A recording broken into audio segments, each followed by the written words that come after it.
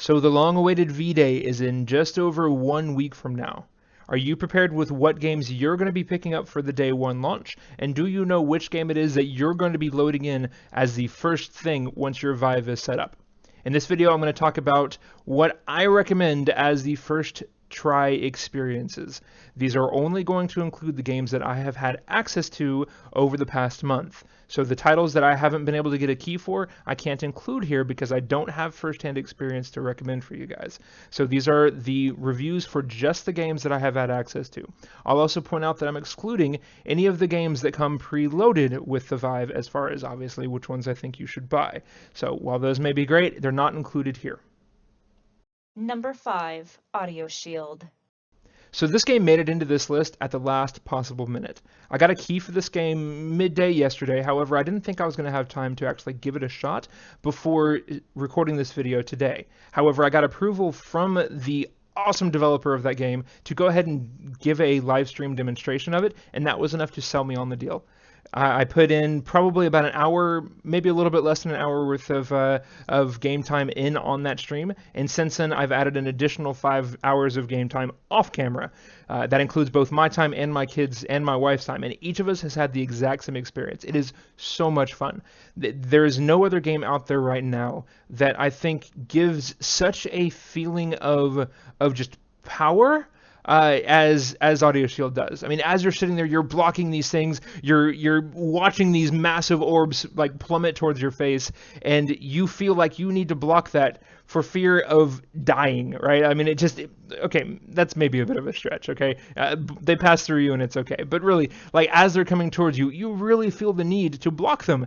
And the shields that they give you, right? One of them like straps to the wrist and then you can like bat them away. And that game, it really gives you a sense of what the Vive can do as far as just giving you feelings that you can't get outside of the virtual reality space. So that's the reason why I get it at number 5. It might be higher. However, I haven't given it a full 30 days. I haven't been able to give it a full 30 days to really vet it to make sure that it has a lasting experience for everybody. However, I do believe based off of what I've seen so far that it will absolutely deliver. So for that, it comes in at number 5 on my list. Number 4, MaximumVR. So this game makes it to number 4 on my list due to its pure and just raw childlike joy factor. It feels like your favorite childhood toy, something that you could go to reliably and just pick it up and have fun with it. It is probably more of a casual game, right? You're not going to sit in there and spend hours and hours and hours on this thing. However, I do expect that where it lacks in maybe, session longevity, I expect that this will be a game that I come back to time and time again just to play, right? Just to enjoy some time, just to blow off some steam. I can fully imagine myself coming back from a long day of work and just, you know what? I need to destroy a city today. Right? So that's why this game comes in at number 4 to me. It's just fun. Number 3, The Brookhaven Experiment. So this title has filled me with more primal just fear than any other title that I have ever played in my life.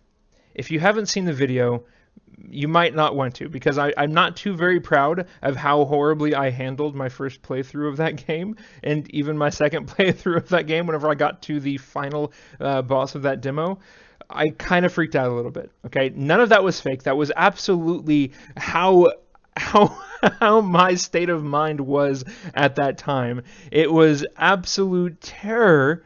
And at the end of it, I wanted more, right? It is such an amazing feeling to need to shrink back from these virtual objects, right? They're not real. In your mind, you know that they're not real, but it doesn't matter. At least not for me. I'm sure other people, call me plenty of names to describe how horribly I handled that game.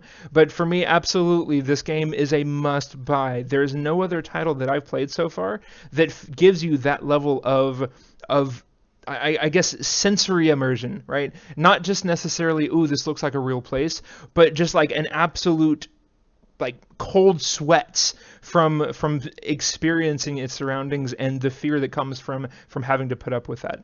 So absolutely comes in at number 3. It would potentially be higher on this list if it weren't for the fact that going through and playing that demo, a second, third, fourth, and fifth time, it lost a little bit of that feeling once I knew what to expect. Okay, I knew like there's only 3 different types of monsters in that, so I knew that whenever I saw a particular type, this is what I do. This other guy, I need to do this. So once they add more variety to it, I expect that this game will absolutely keep my interest for much longer. And I hear that they're actually adding some other more interesting level up abilities and an inventory system. So I'm really excited to see where they go with it. However, even if they don't add a single thing, this is absolutely a must buy. Even if this isn't a game that truly keeps your attention for a long time, the first experience is absolutely worth the money by itself. Even if you never touch it again, that first experience to me is absolutely worth it.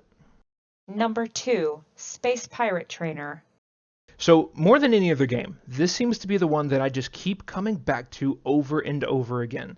I can't seem to get tired of this game. I have put more hours into this than I have put into any other game so far, and I'm not tired of it. There is something about this game, even as simple as it is, that just keeps on pushing me to an almost obsession level to get a higher and higher score, to push myself to try crazy trick shots like behind the back or over the shoulder. There are so many things that I just really want to do and get better at it. I'm not sure what it is about the game that drives me to do this so much. However, it seems to be a pretty common case with this game. It is a lot of fun. The only thing that I seem to really be able to put my finger on is the full body movement. Is it like the bending backwards to dodge those bullets as they're flying through you. Or hopefully not through you, hopefully they're over you at that point. But I think that's probably what it really is. It's just there's no other game so far that really uses room scale to that level. Like, you have to dodge. You have to move out of the way. Otherwise, the game is over. The people that I don't see dodging and just using shields, they're maxing out at like 4,000, 5,000 points.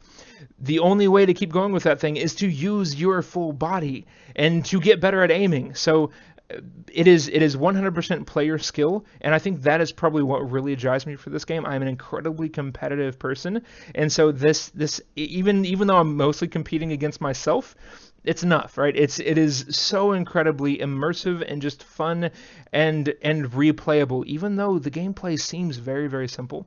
So for that, it absolutely takes the number 2 spot on this list. Number 1, Hover Junkers. Hover Junkers fills you with a very raw, primal feeling of that very innate fight or flight instinct, right? You're sitting in the middle of this, various arenas, and you are on a hovercraft of variant sizes depending on your room setup. And your job is to live, right? And kill everybody else around you. You collect junk, you put it on your ship as barriers, right? You have things like stop signs or just some scrap metal, and you put those up, and you duck behind them while shooting out at the other people. That game, more than anything else, makes you want to drop to the floor to dodge those bullets, to the point where the few days after the first time that I played that game, my legs were absolutely sore from a video game. There has been no other game in my life, apart from real sports, that has actually made me physically exhausted and my muscles sore afterwards, okay? And it didn't feel like I was working. Like, after that first hour, or however long I did it, maybe 2 hours, that I did it on that first night, I didn't feel like I wanted to stop at all. The only reason why I am not playing that game constantly, like I said, that Space Pirate Trainer has kept my attention, and it just keeps going back to it. I think Hover Junkers will probably take that spot once it is in y'all's hands and once everybody else is online and able to play. Right now, I have a hard time getting into games. That's the only reason why Space Pirate Trainer is currently taking the cake. I think, maybe not. I don't know. I can't say that with certainty because I haven't done it yet. However, of the games that I've played, it is absolutely sold me on the idea that a first-person shooter can be done in VR, right? They have absolutely done it. No nausea whatsoever whenever I played this game. They have absolutely nailed this, and that is a very tough thing to do. VR first-person shooters is sort of it's one of the hardest things to get right because movement, the way that you typically play a first-person shooter, is just not compatible with VR. Not for most people. Some people can do it. I can't, right? That nausea, it is a real thing, and it is bad for me. However, none in their game. And so because they have solved that nausea issue by giving you that hovercraft to stabilize you, and they have given me a first-person shooter, they absolutely take the number 1 spot for me. I cannot wait to spend hours into this thing, and And I fully expect this thing to probably be a absolutely huge driver for my weight loss, right? Because of every time I've played this game, by the end of it, I am drenched in sweat. I am so sweaty from head to toe in this game. My heart rate is up. I mean, everything. This absolutely works you out.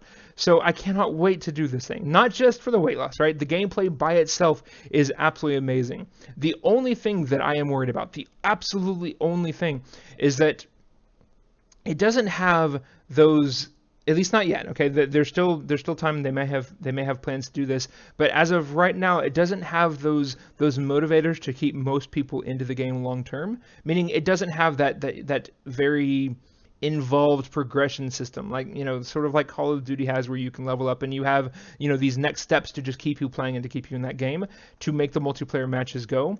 I think that is the only thing about this game that I'm sort of nervous about, is what happens whenever people get tired of the game and there aren't people online to play it. That is the only thing. However, no matter what, this game will be absolutely flooded with people for several months to come, and that will be enough for me to get my money's worth out of it. So absolutely, this is a #1 must-buy if you are at all into first-person shooters. Honorable mentions. So there are 2 titles that I have not included in this list, yet they came so close. One of them is Windlands, okay? This one got nudged out at the last minute by Audioshield, okay? Windlands is great. It is so much fun. The only reason why I don't recommend it perhaps higher is the potential for nausea, okay? Any movement system where you're using a trackpad to move around, it's not going to be for everybody. Some people just won't be able to handle that. I'm kind of one of those where I can only really give it 30 to 45 minutes before I probably need to take a break, because it kind of adds up and it builds slowly over time. It's not a bad game, and I absolutely recommend picking it up at some point, and especially if you don't have any sort of motion sickness issues at all, it is absolutely a fantastic game to get. The other game is Budget Cuts. Budget Cuts would have made probably maybe number 2, or I don't know, somewhere around 1, 2, or 3. Okay, it's really hard to decide because all those games are amazing. However, Budget Cuts is not a release title, so I'm not including it in its list. So know that Budget Cuts, whenever it comes out, is absolutely one that I am desperate to play in full. Alright, and so that concludes my list of games that I absolutely recommend for the launch day. This is not an all-inclusive list, right? There are plenty of games that I wasn't able to fit into this list. And this is not a one-size-fits-all list either. My playstyle is probably going to be different than yours. This is just my experience with the Vive. This is my preferred games. This is what I will be playing the most on launch day. So take that as it is, right? If you notice that you have similar playstyles as me or similar preferences, then yeah, maybe this is perfect for you. Maybe you should just go, 1 for 1 on this list. But if not, watch my other videos, watch other YouTubers' videos, and play any and all demos that you can get your hands on. Even games that you don't think that you will enjoy. That is my strongest possible recommendation for once you have a Vive. Play games that you don't think that you're going to want to play, okay? Your mind will be changed. If you've never played VR before, your expectations on what is going to be a good game for you will be absolutely changed once you've played some of these titles, okay? It has absolutely been proven with everybody I've ever talked to. Games that you think are boring are terribly fun. And I want to make sure that it's very clear that this is not a full list of the games that I have enjoyed, right? There are tons of other games that I have enjoyed thoroughly. A lot of indie developers that have poured their hearts and soul into the games that they've made that actually come really close to knocking out some of these top 5. However, I can't, like, these are my top picks, all right? So I had to keep it at that. The top 4 that I have, I think, are fairly concrete. However, basically my top 5 to 15, those lines are blurred very, very, very closely, okay? There's not too much difference between my 5th pick and my 15th pick in terms of enjoyment. However, I had to pick one, so I went with what I did. So know that there are lots of other games out there, and I can't wait for you guys to all try it and share these experiences. And there you have it. That's my full list. All right. This is 100% my honest review on this, right? There's been no incentive whatsoever from any of these studios or developers or anything to add their name to this list.